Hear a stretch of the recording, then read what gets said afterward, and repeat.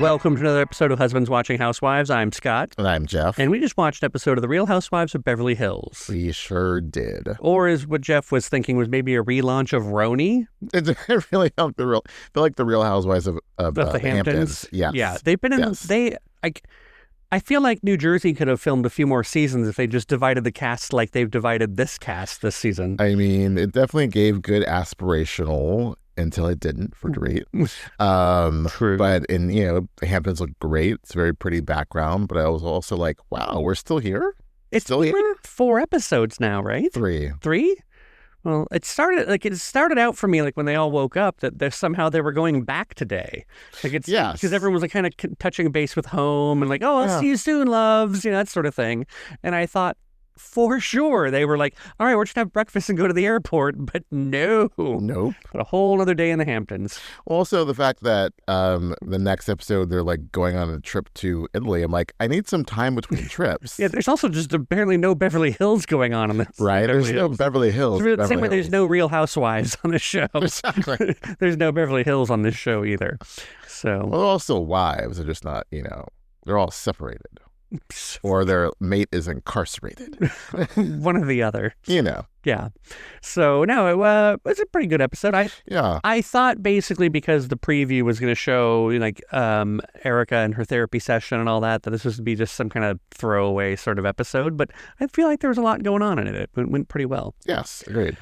For those of you just joining us, thank you for joining us. We are two husbands. We are each other's husbands, in fact, and we watch The Real Housewives and we talk about it. And beyond that, we also watched the Traitors finale tonight. Oh, we're going about that. And we're not going to spoil anything for those of you who haven't watched. We can say spoiler alert. Stop it now. Spoiler alert! If you want to hear us say don't want to hear us say things about people who ruined the last episode, please stop the episode now. Yes, and move elsewhere. But it's funny. I thought I would be more upset. I'm just very irritated about the stupidity of these players. And normally we don't go for people and their stupidity, but in this case, these are not housewives. Right. So, we will take them out of name. Take it. And I'm not going to call anyone out of their name, but Maura, you are a stupid girl. I think you are. No. Just stupid. Like when she said, I'm so stupid, everyone's like, no, you're not. I'm like, please. Yes, she is. If you'd only believed women, you wouldn't be in this debacle. Believe Candace, believe Natalie, believe Tara. No. Rob, he wouldn't, he's a faithful, true. Yeah. I wasn't going to go that hot at it. Oh, I'm going that hot. What I was to say, based on watching the reunion is... Well, funny, I was saying, I'm not that irritated. And then I'm like, I'm irritated. But then I'll be done after this. Having watched the reunion right afterwards, which was poorly edited and poorly done, we can all agree. Horribly. Not as bad as a Secret Lives of Mormon Wives reunion. Oh my God, that was like Emmy Award right compared to this. But I do feel like I am happy that they all kind of got over it, at least what we saw. Like I think as much Candace did not, but I think the Housewives definitely brought a good vibe to the reunion. Well, they brought reunion to the reunion. They brought reunion to the reunion. So yeah, skipping over Rob's win in his masterful game. Look, yes, he played a good game, but I want to know if you could have played that same good game against people who are not ready to drink the Kool-Aid and the bathwater like it was the last drink they would ever drink in their entire lives. If we had that, then I would, be more praising of his game. But I guess the fact that he's able to get these little followers onto his side and be the cult leader like Jim Jones in overalls, then that's good on him. But it was just so irritating, the stupidity of time and time again. This person is not a traitor, yet here you go, Johnny, Tara, Natalie, just Tiffany. Like, it's just, they were just so dumb to never think it could be him. How Maura to say, I've been betrayed, I've been cheated on by men, and here you go again. I want to be like, do you have female friends? I don't think you do, because you don't believe women. So there's two things. I really do feel like she felt completely snowed over. It's obvious, when he tells her that he's a traitor, she was completely her gasps were flabbered. Yeah. And she was just completely just like, what, are you for real? Yeah. Like, and it was hard to watch, absolutely hard to watch. But I do think from what he was saying at the reunion, and I agree, and also thinking about like how everything, there's no way he could have orchestrated all this. I do think that it was luck that it happened this way. Luck that maybe he found himself on a cast of traitors with a bunch of faithfuls that were just the dumbest people on the planet, maybe. But also, Johnny and Tara needed to play a better game at the end. I think if they had pointed out things to other people about how come if Rob is this huge asset to the game, he hasn't been murdered already. Right. Or he hasn't been, he's someone faithful you would want to take out. Right. Because he's the faithful of the faithfuls. Right. The same way last season, Johnny Go Pilot, whatever his name was. That was 2 seasons ago. Whatever that was. Everyone was just like, he's like the faithful all faithful. He was so faithful that when they tried to recruit him, he said no. Right. That's how faithful he was. So that's the sort of thing. No one brought that up. And I think had they been more strategic about it, but I can't blame them because they were just being earnest. They were just being themselves and like, look, I don't know what to tell you, but this. So I don't know. You mean the faithfuls are being earnest? No, I mean Johnny and Tara. Oh, they were just boneheads. They weren't good players. Utter boneheads. When they left Natalie hanging out to dry last episode, I was like, I'm done with you. I'm done with you. But that being said, I think the finale, I think they did whatever they could to keep any sort of suspense in there. We were like kind of on the edge of our seats, really thought that maybe the way that Mara was looking, the editing, hats off to you. Yeah. Mara's hat and her wig off to you. I really thought that she was catching a clue, only to see that she was like, oh no, this man is a faithful, we pinky sweared, we're going down, we're getting this money, the two of us, we're going to ride off to the sunset. And I just can't believe she was that dumb. Again, I think it's really easy. I think it's really easy to call people dumb in this scenario. But I think the thing that I took away from the reunion most of all was that everyone was just saying, like, especially as a faithful, even Eric said it, like he was the only one who played as a faithful of all the traitors. Yeah. When you're a faithful, you're just throwing out theories and just accusing everyone left and right. But he was never accused. Right. No, I'm just saying though. No one ever for a second thought that sweet, sweet man, good traitor. You are dumb. Okay. I did not mean to get us off into this big of a traitor's tangent. Well, let me just finish wrapping up. So, because after this, I'll be done. Okay. I feel like it's like I get it out. It's like there's so much. I was so filled with anxiety leading up to this. You tell him I could I was like barely eating dinner. I finished it, but I was just so anxious. But now that's over, I'm over it. And I think that's because I'm just so disappointed in the faithfuls and how they just mucked it up every chance they got to try to get out the right person. They just mucked it up. I will say, thinking about it just now, it occurred to me that I loved Candace. I loved how she came at him so hard. I see why he unfollowed her. It's just so funny. The fact that she threw out what a lot of people were thinking, that he was working with Colton, was just great, and accused him of cheating. Like, she's like, no, I know it's a game, but I'm still going to be like, this is bullshit. You're still coming for you, right? Yeah, and I like that. You played dirty. Yeah. Like, you didn't even play in good faith of the game. Like, you were playing dirty. So, right, and you turned on us, and we wouldn't have turned on you. Rinna and Candace would not have turned on him. I agree with that. If he hadn't started it. Right. And Rinna didn't even turn on him. Right. She could have flipped it, but she didn't, because she was a good traitor, as is Candace. I will say, and it occurred to me in this moment, that if Candace had played the long game and not come at him in the next episode after her throwaway vote, if she was like, okay, we'll work together, and she's like had played him and then like gotten other people like to get onto his scent, I don't know if she could have, but maybe it could have worked out better for her, Oh, for sure. So I wish she had done that, but I like that she stuck to her guns the entire season of like, if I'm on someone, whatever, this is who I am. And him throwing out that, well, you still lost. It's like, yeah, but she played it the way she wanted to play it. Yeah. So she may not have won the money, but she's still Candace. But for her to say though that she was still like trying to win at that point, like, no, she didn't do herself any favors. Well, if people were smart enough and they had caught on to what she was putting down, But on her way out, she was putting it down, and she knew that. So, but she's putting it down and leaving breadcrumbs, and they were just so foolish, they couldn't see it. Right. Where I'm getting at with it is I do feel like the same way that like when on different seasons of Housewives, people talk about, oh, so-and-so's manipulating the storyline and da-da-da, and you're like, you really think that they can do that? Or you think they're that smart? I think especially with Traitors, there's so many moving parts, especially early on in the game, that like so much of it is luck. And I do feel that Rob lucked into a lot of spots that he was like, oh, now this is an opportunity for me. And he went with it. He lucked out. He also had two very helpful, smart women in that turret with him. Yes. That he did not protect. He only protected the man until the end when he flipped on Eric. Well, we could tell he was going to flip on Eric from the But I'm saying, pushing the point, he was not a supporter of women. And it's really obvious that he's like, I got to protect my bro. But when it came to the others, he was like, bye. Yeah, and then he's a little too chicken shit to admit that he was just come out and say it. Yeah. And that's where I do like Candace saying, like, look, you wanted that money for yourself and you were trying to figure a way to get it and you saw the opportunity, you took it. Just say it. Yeah, you were never going to work with us. You were never going to work with us. You were ultimately... Yeah. He just disgusts me. I'm disgusted.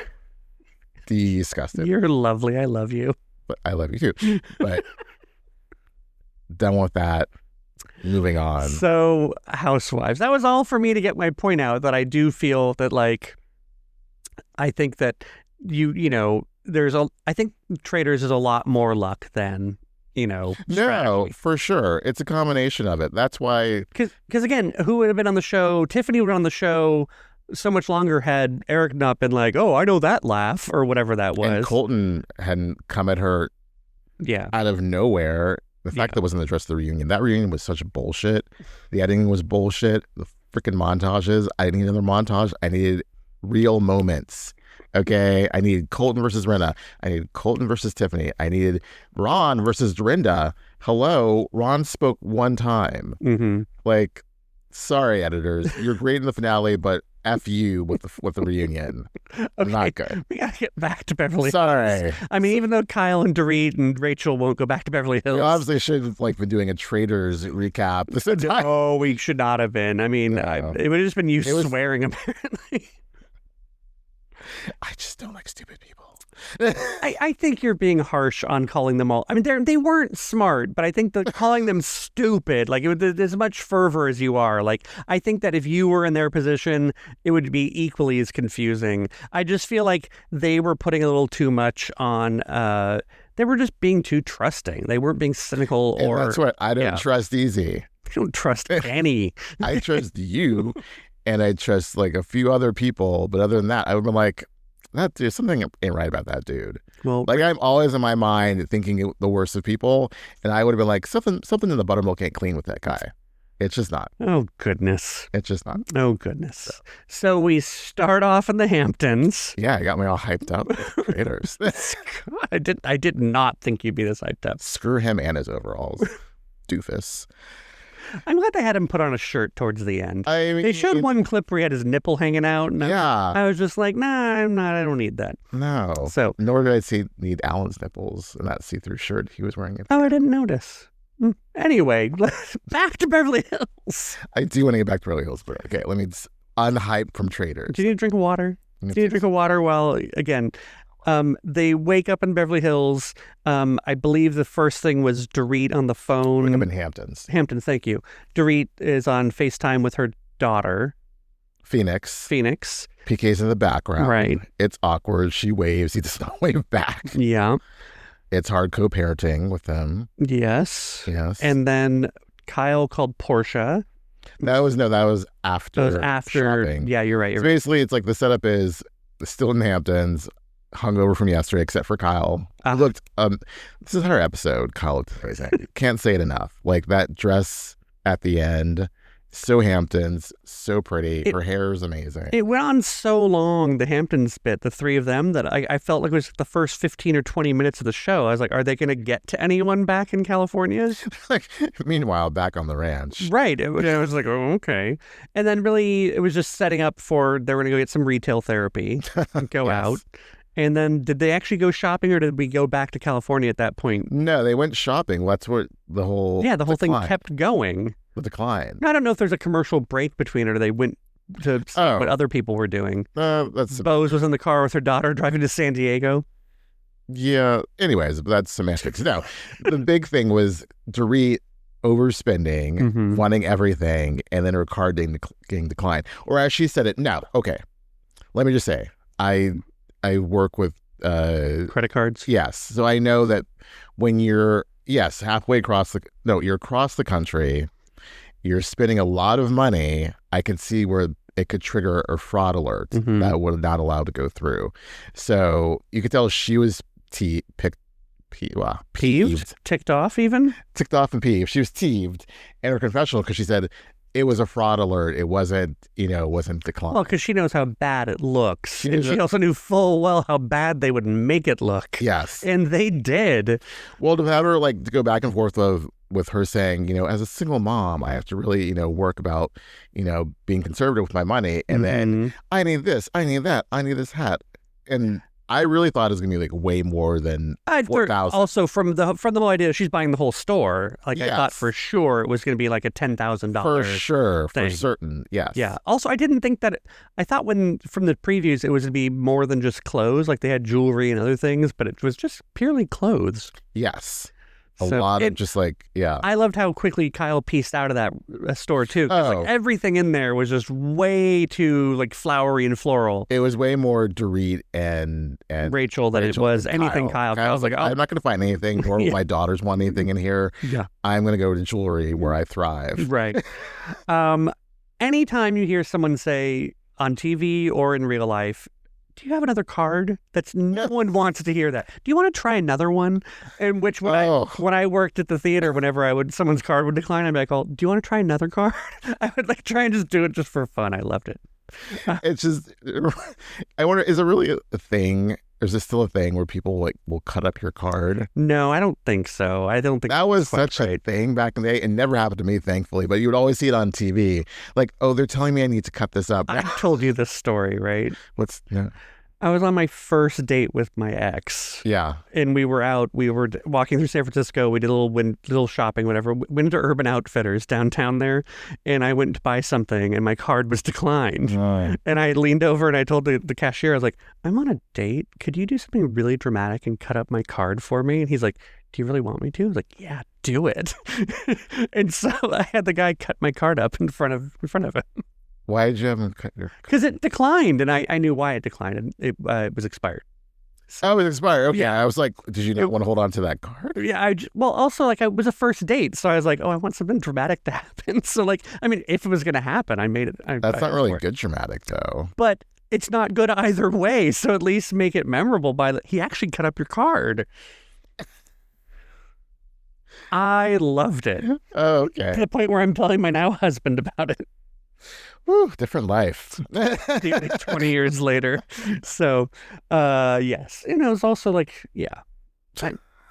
don't worry about it. It was fine. But no, they don't cut up cards to my knowledge. I think they only cut them up or retain them if they're reported stolen. Oh, yeah. I remember when I worked retail, I never cut someone's card. But, yeah. I think back in the day when you used to have to call and get verification. Yes. That's when they'd be like, oh, that card's been reported stolen. You need to retain it. But now that it's all electronic, right. You don't even notice, I don't think. So anyway. That's funny. So yeah, either way, it's also, I think a lot of fans are thinking that she lives beyond her means. Mm-hmm. And so this is definitely fodder for that. I was sure it was a fraud alert, Right. So it was not a good look altogether. But I, as Kyle, would certainly not say to Bose, tell her the story and make it seem like she was being manic. The word she was choosing... There were quite a few things Kyle said this episode that made us both gasp. We are full supporters of Kyle in so many ways. Right. But I think at one point I was like, did she just what? Yeah. What?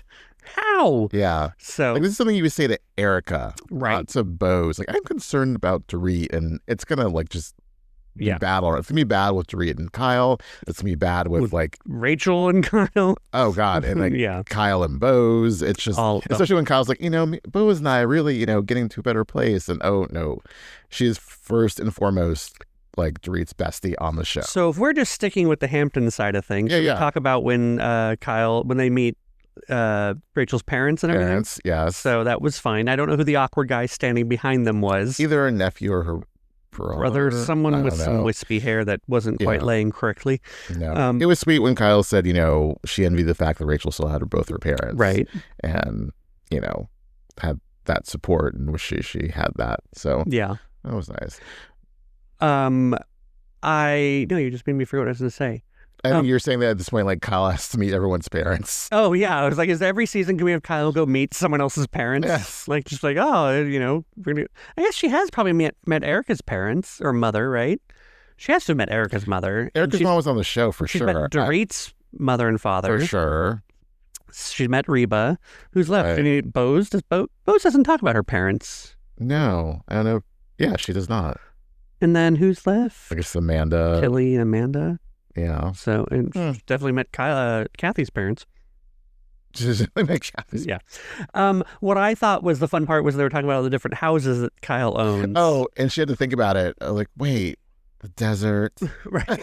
But then you clocked it when she said she owns the house in Nashville, and Kyle looked really awkward and was like, investment property. Yeah. Right. Yeah. The money goes a long way there when you're with somebody who doesn't want to be on the show and named. I won't name her, but her name rhymes with Morgan. Did you know that she had a house in Nashville? No. I didn't either. I don't. As much as I love Kyle, I don't keep track of her real estate. But they so openly talk about the different real estate that she they've been to La Quinta, they've been to Aspen. Oh yes, never La Quinta. All these things. Yes, I didn't know about Nashville. But exactly, like they don't really. You think you would have heard about it at some point, but yeah, very interesting that Kyle owns some property in Nashville. Yes.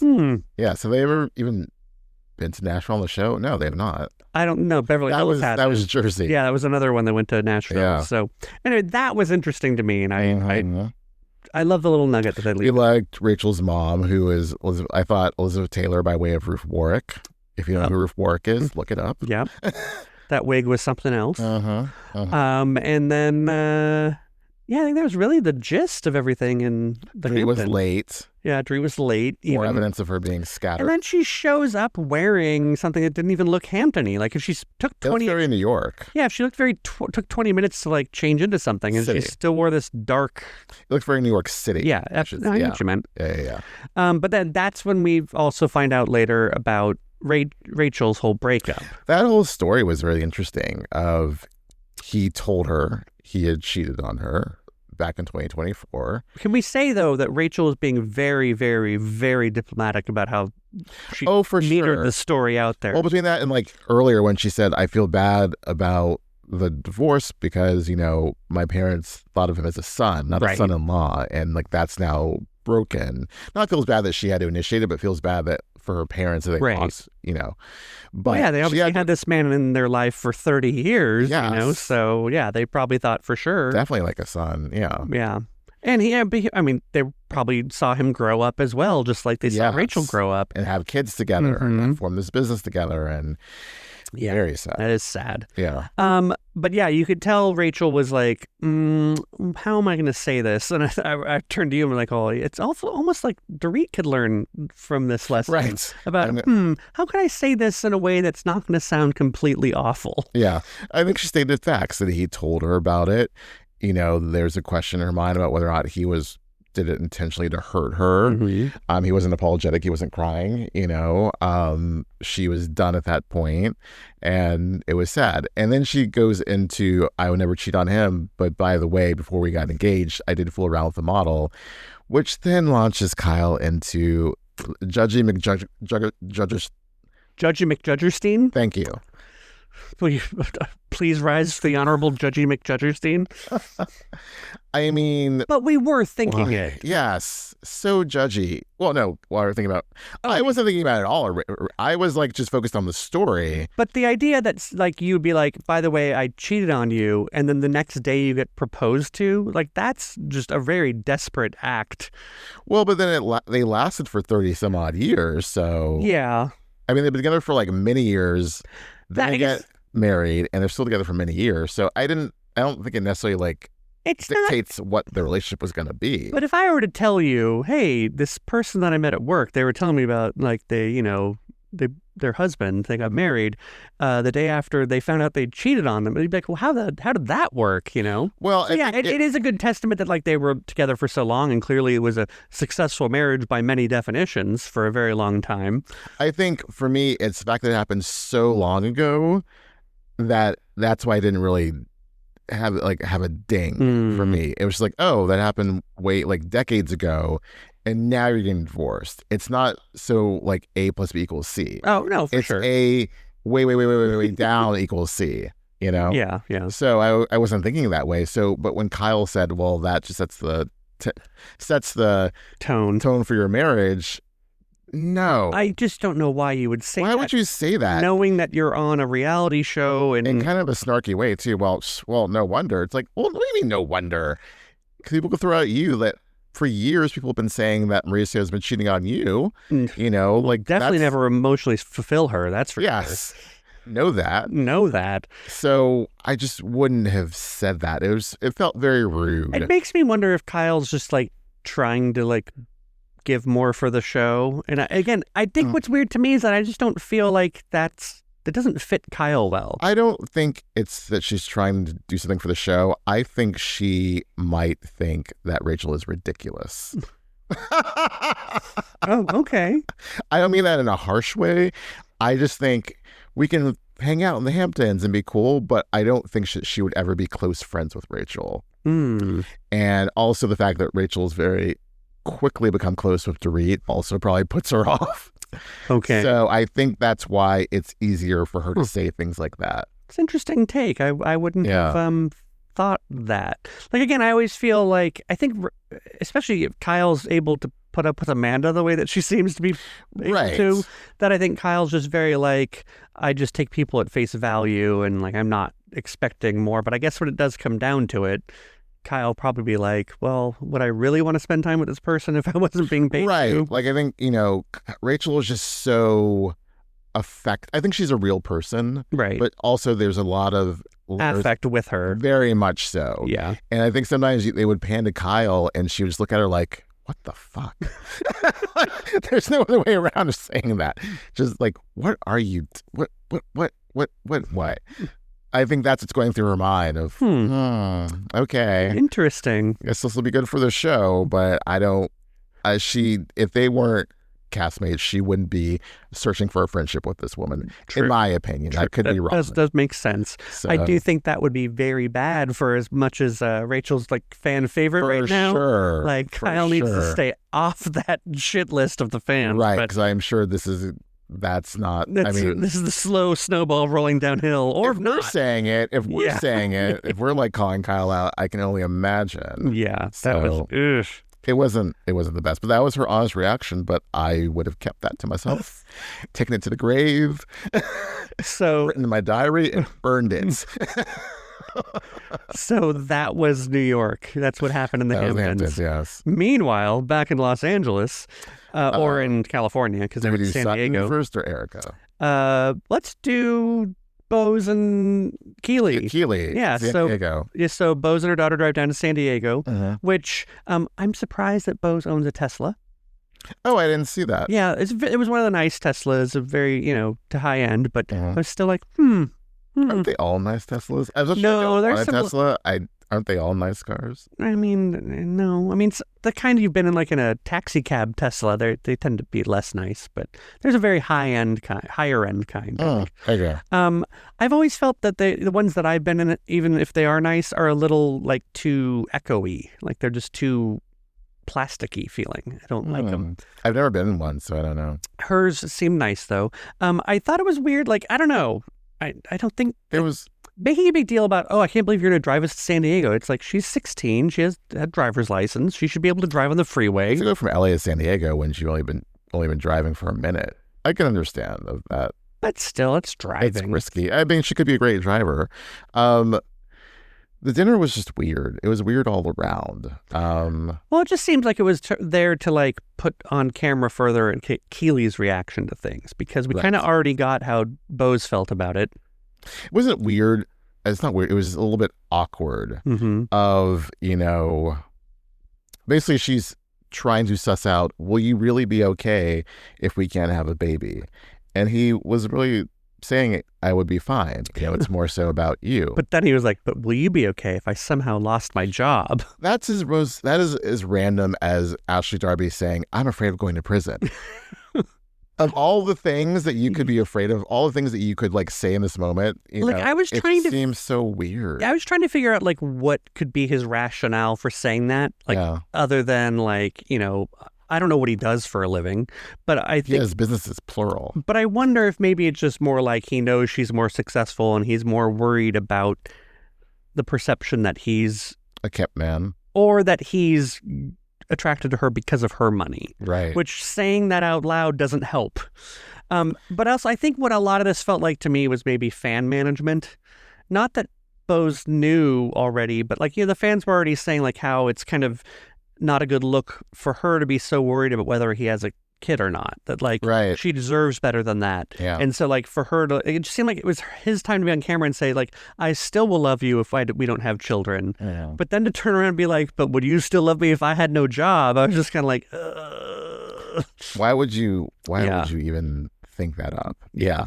What I wouldn't love is like his hair situation. It was a weird situation. He's an awkward man. He made it a bit weird, a lot weird. And I didn't understand. But they're engaged now, so it all works out. As long as she loves him, that's good. True. From one awkward to another, now we'll talk about Sutton. This story of Christian getting together with one of her former friends is fascinating. Yeah, absolutely fascinating. Yes. I want to know who the friend is. Internet, please show me. That's what we're going to be doing when we finish the show, right? Looking that up. The fact that they like raise their kids together, it's just, the fact that she's so like, that's, whatever. I'm sure she made as much peace as she can make with it long ago when this all happened, because if that's probably the reason they may be separated was for this person. Well, it's interesting. That's my true. Guess. That's true. And like she's probably been part of the situation for a while now. And, it's the sort of thing where like, I imagine that if that happened to me, like if you left me for one of my friends, like there would be a part of me, yes, obviously I'd be pissed off and I'd obviously like, be gutted, but like my friends are cool and like you're cool. And there is a friend out there. No. But no, I'm just saying like I wouldn't be like there would be a part of me that would understand and be able to like logically be like, it's not okay. There's some sense to it. It's fucked up, but there's some sense to it. You are so ready to turn the other cheek. And I love that. I don't comprehend it. It's just. Do you find a grudge and you will not give that up? I come from a place of Candace. From a long line of grudge holders. Yes. So, but yeah. So what I found very interesting though is that Sutton was very much like, one of my friends, but then Tilly's just like her best friend. Right. I didn't gather from Sutton that it was her best friend. I think maybe Tilly was being a bit more dramatic about it. But it could be a very close friend or was a close friend at one point. If you're raising your kids together, you're very much intertwined. You run the same circle. Right. It's a really bad look. Oh, but I also like that Tilly was saying, Sutton really kind of protects him and doesn't call him out on this bullshit. Because any other person, if this is Atlanta, man, he would be dragged. If it was Dorit. Yeah. Don't even have to go so far as Atlanta. You just have to go to Dorit's. I just feel, but I mean, in terms of like hooking up with a best friend or a friend, it would just, the dragging would just be like dragged in Atlanta. It would be like, like when Portia would hooked up or married Simon. Yeah. When I know Farrah wasn't her friend. Was it Farrah? Yeah, I think so. But she was like on the show for one episode. Right. And apparently that made them best friends. She wanted to be a friend of, but it didn't work out. But people are still. It wasn't Farrah. That wasn't her name. I think it was.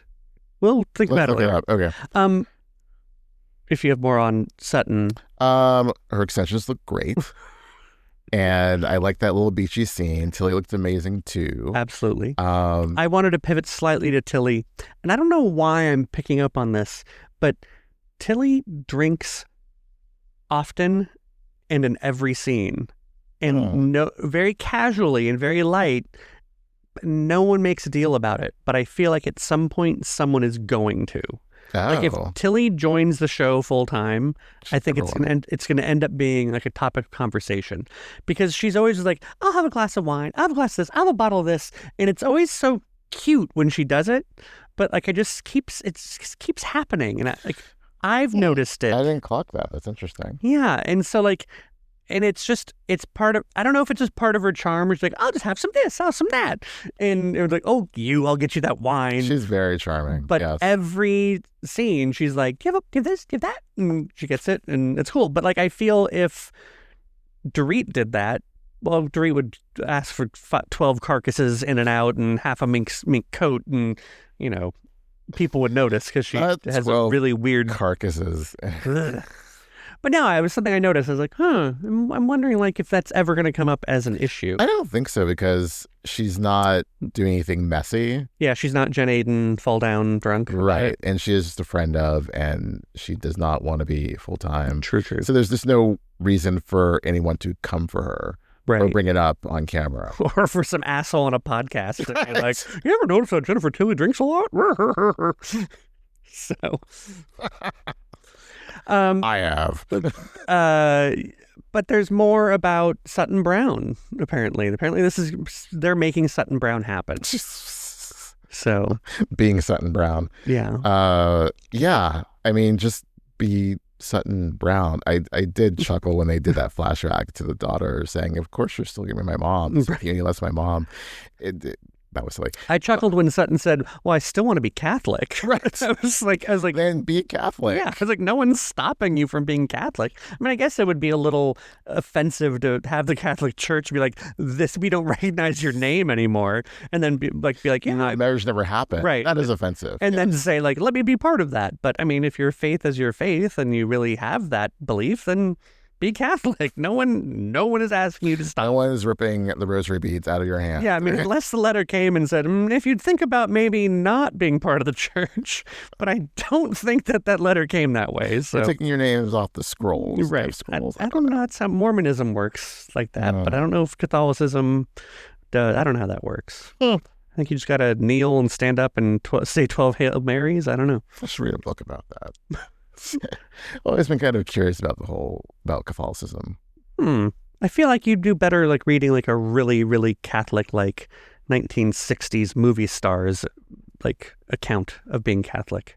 Oh, 1960s movie stars. I just feel like an actual like book about Catholicism would be really, really. Oh, really dry. I just need a good HuffPost article.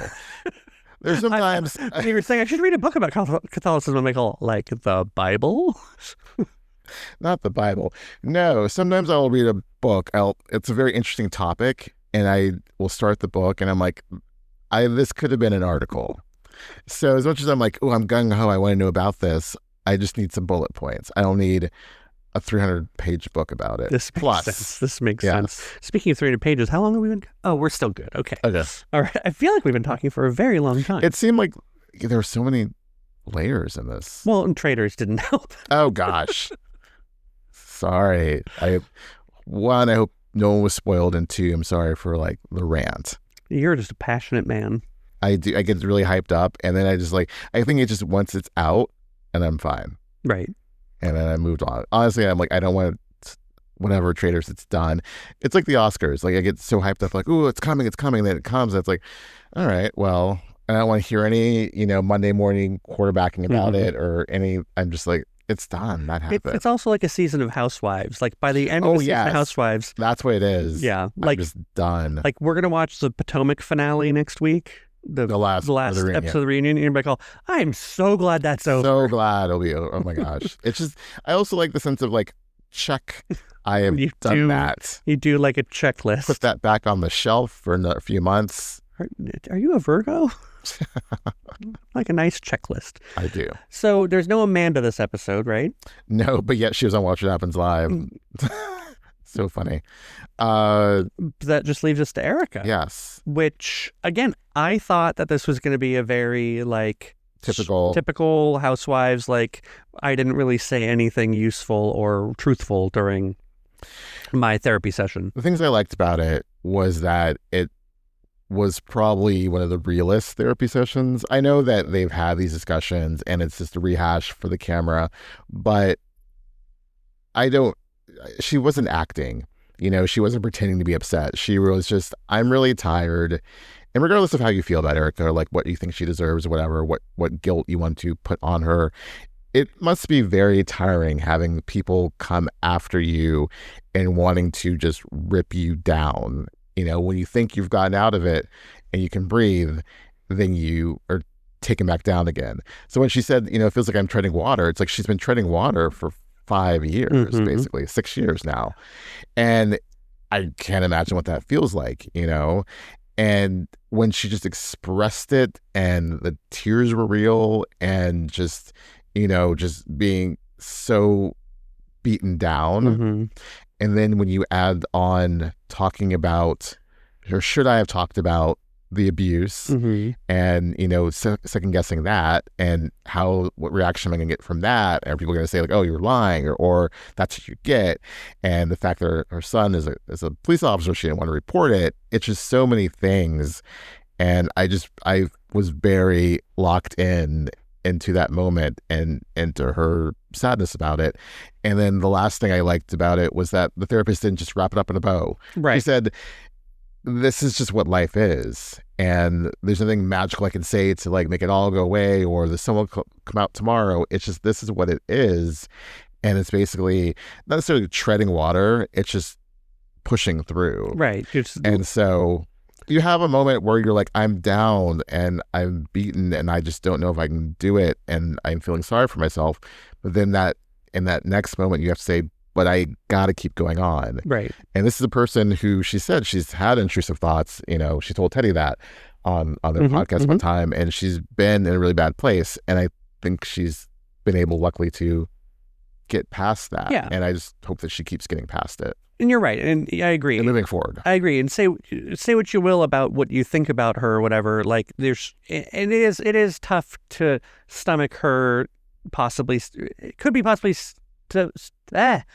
tough to hear her say, like, my life is so tough. I'm living in this beautiful house. I'm on this show and I have all this money and, I owe a $10 million tax lien and sued for $25 million. Right. It can all be taken away. That's the thing. Right. And that's the thing. The thing is, like, no matter what you think she deserves or doesn't deserve, like, there's this giant thing hanging over her head that could pretty much make or break her life as she knows it. Right. And, whether you feel she is or is not grateful for the life that she has, like, imagine if that was happening to you, if like and that's, I think, what makes a lot of people so stressed out in life is that they never have that feeling of security where they can go to bed knowing they're going to wake up tomorrow and it's going to be fine. Yes. And so, in this case, the millions of dollars makes it a little bit more difficult to be like, oh no, but at the same time, I think if you can't have empathy for someone to like say like, this is my life as I'm familiar with it, and that could all go away in a snap of a finger, just because. Right. It's like there may be millions, and I think they're very low millions. I think we would all like to have any millions, but that any lawsuit, any wrong move, it could all be gone. Right. So she's not untouchable. She's not in a Kathy Hilton position. Right, exactly. Like at it by any means. Right. So also, I will say, before I get to something more flippant and funnier, I do, what the therapist said actually was a good reminder. Like, I do feel a lot about my life and our life, I suppose, is that, like, I do want to feel as though I don't ever feel like there's a place to arrive where we're here and, we got everything we wanted. But I do like knowing that, like, as far as the house is concerned, that everything is fine with the house, that, like, there's nothing. I do have it in my head that someday there's not going to be anything I want to do to the house. Like, I don't want to paint it. I don't want to clean it. I want, like, that one day all the laundry will be put away and all the bills will be paid. Yeah. And I do feel good because also we do that often. We do have moments of our life where all the laundry is put away and all the bills are paid. But it's what the therapist said was a good reminder that it's all going to start over again. Right. You're going to have more laundry, you're going to have more bills, there'll be more shit coming at you.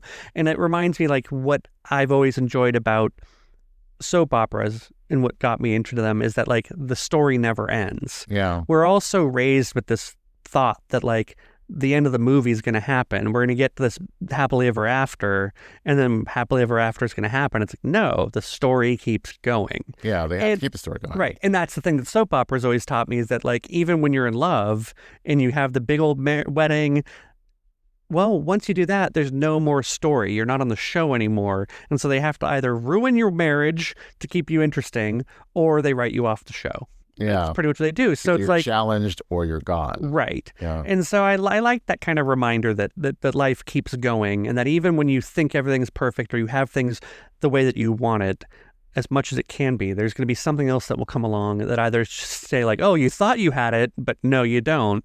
This is your life now, or, That's why, even though Erika necessarily didn't necessarily want to hear it, looking for the good in the moment is something you do have to do. Right. Because you have to cherish when it's good, because it could just be gone the next day. Yeah, absolutely. And I think we've had stuff happen recently where you realize, oh, that's just like that, and you're in a bad position. And it sucks. Like, it's the sucky part of life. And sometimes I do think too, or I do focus on, like, when's the other shoe going to drop? Right. I just, it's bad to just keep worrying about that, because then you're not focusing on what's good around you. Well, and then you're by the time you realize you had good things behind you, you've spent so much time worrying about the negative that like all that good stuff meant nothing. Like, it just added up to zero. Yeah, and all the anxiety about the bad stuff. Yeah. When it's really hard to be, for me, I find, to be, like, optimistic and really look for the sunnier side of things, and that's something I should work on. Yeah. I mean, I think you do a good job with it. Well, I think I keep going. That's my thing, is that you just have to keep going. For me, like, I feel like, as we get older, I get a little less optimistic. Like, I get a little bit more like, oh God, like, this is never going, like, to end. Like, I gotta, put a stiff upper lip another week, and it just, it starts to add up. But I do, I think that's where you need to try and take time off and, relax and take care of yourself and not, keep pushing yourself through things. And I feel guilty. Like, I also feel guilty. Like, oh, I'm not doing what I should be. I can't take a day off. It's like, yeah, you can, because I'll be there. Right. Exactly. Back. Exactly. Yeah. Now, the flippant things I was going to get into for much lighter. I'm glad that Erika wore some waterproof mascara. It was running a little bit. It helped up way better. Yes, but she definitely was like, I'm not making that mistake again, honey. Like, I'm going to go ahead and make sure I got some mascara that stays. Those tears were clear. Yes. I mean, her makeup definitely ran still, but it wasn't nearly as much the hike she went on with Kyle that one time that the fans roasted her for. That was a meme of memes. Because that was like, convenient that she, puts on the waterworks that has just streams of mascara. While people wouldn't wear. Right.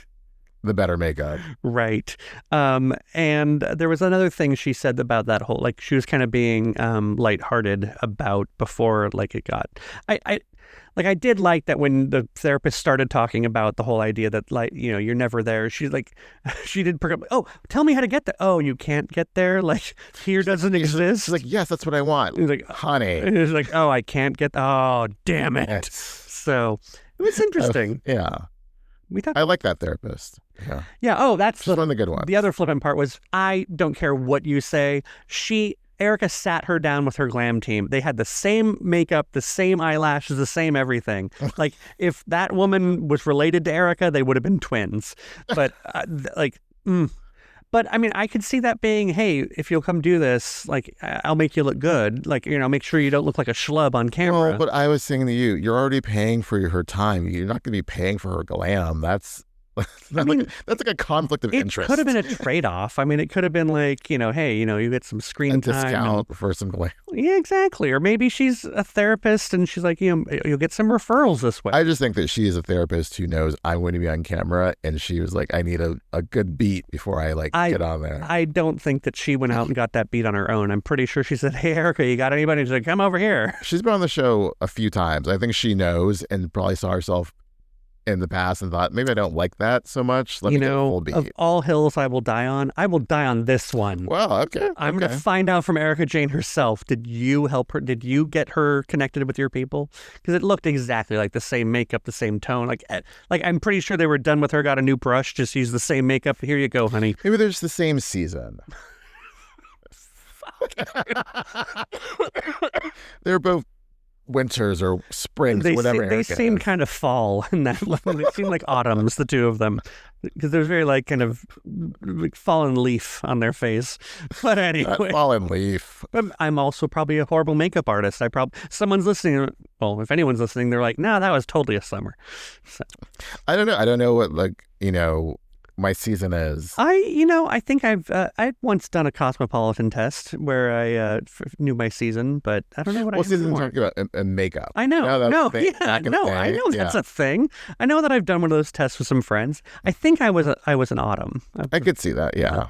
So, although, I've gotten older and paler, and who knows now, so. I probably would think I would be an autumn, too. Got an extra chin now.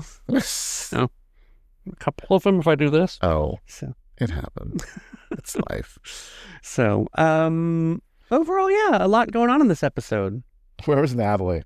Well, I'm never going to know. Where she'll be on the Italy trip. Probably so. I mean, why would she even be on the show? She's been in 2 episodes so far. But she's featured in the after show, which... She must come to Italy then. And as you were saying, we're not even halfway through the season and they're already going to Italy. Bizarre. So there must be some stuff going on after they get back. So it starts to fall apart in Italy, and then it gets really bad because it feels like the walk-off scene we saw in the mid-season trailer with Dorit leaving the dinner, that was definitely in Italy. So how much further does it break down? Well, I mean, I guess if they spent 3 episodes in the Hamptons, they might spend 5 or 6 in Italy. I mean, that just seems like too much. But also, we've gotten too used to them ending seasons on the trip. So back in the day, they didn't always do that. Well, we're saying, next week will be 12, say 12, 13, 14. It still feels like a lot of episodes. Most of the Housewives have had 17 episodes plus 3 reunions. Uh-huh. I only know this. You're right. I only know this because I have to label them every week when I edit the podcast. And when you look at the number of, usually 20 episodes per season. You're back in the day. I keep saying back in the day, but they're... You were young, you're not a kid anymore. And some days you just wish you were a kid again. Back in the day. Surprised you know that. Yeah, I know that. They would do a trip, and then there would be an episode afterwards where they would talk about the trip, and then the finale party. Right. So this is kind of going back to that. Okay, that could be it. Could Kyle have a white party, even though she just had one for Ultimate Girls Trip? I mean, could she still do that? Probably not. So, I don't know. Well, I'm looking forward to see where they take us. Very good. Will we find that out next time? Until next time. Okay.